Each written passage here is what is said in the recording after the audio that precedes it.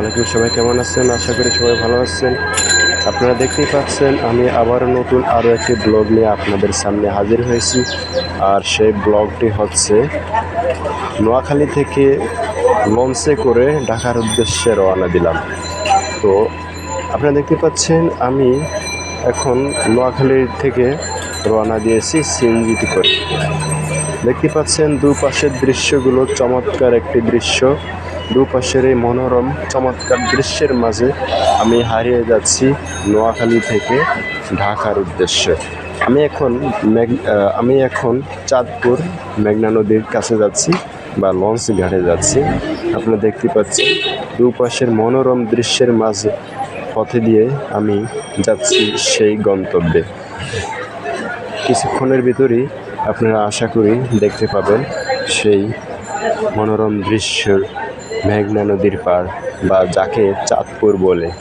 তো দেখতে পাচ্ছেন এই মনোরম দৃশ্যের মাঝে সবুজ গাছগাছালি ও সেই সাথে রয়েছে আঁকাবাঁকা পথ। দেখতে পাচ্ছেন আমি এখন একটি মোড় পাড়াচ্ছি। মোড়ে যখন আসি তখন অনেক ভালো লাগে মোড় পাড়াতে। তো সেখানে রিক্সও আছে। তো যাই হোক আলহামদুলিল্লাহ রিক্স পেরিয়ে অনেকগুলো মোড় পেরিয়ে আমি সেই মেঘনা নদীর পাড়ে বা চাঁদপুরে রওনা দিয়েছি। দেখতে পাচ্ছেন একটা ব্রিজ দেখা যাচ্ছে, অনেক সুন্দর অসাধারণ একটি ব্রিজ। আর আঁকাবাঁকা পথের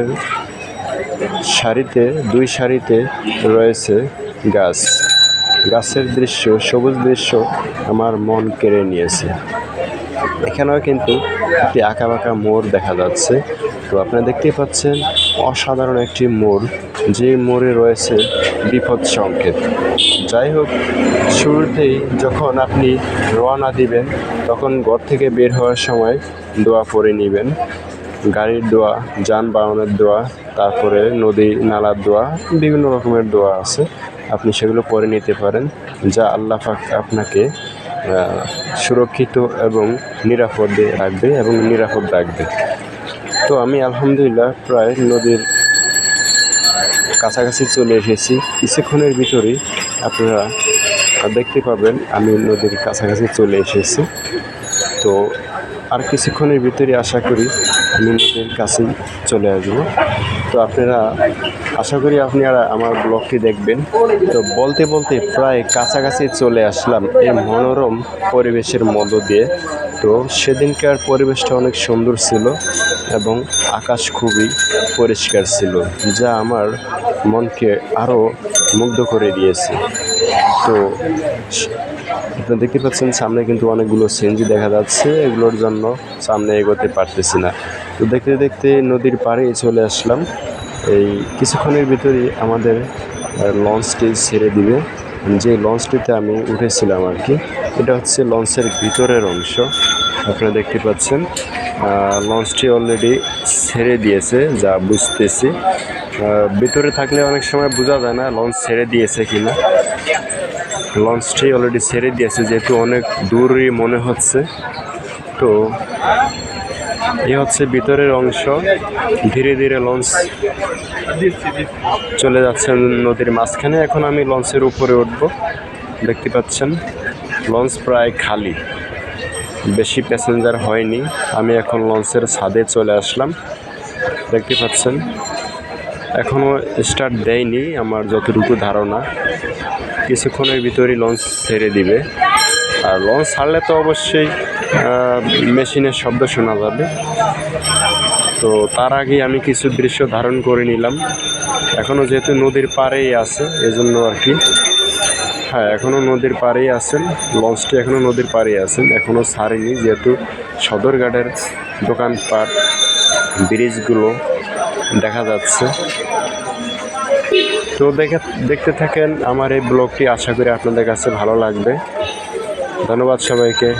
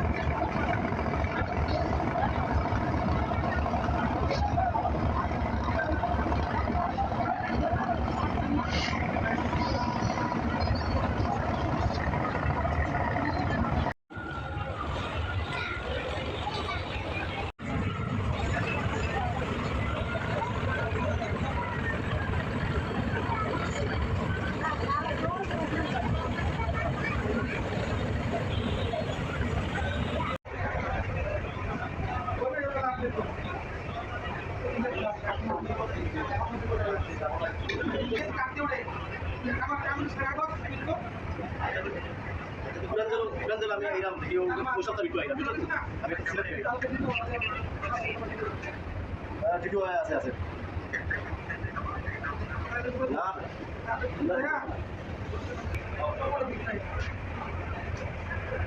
আছে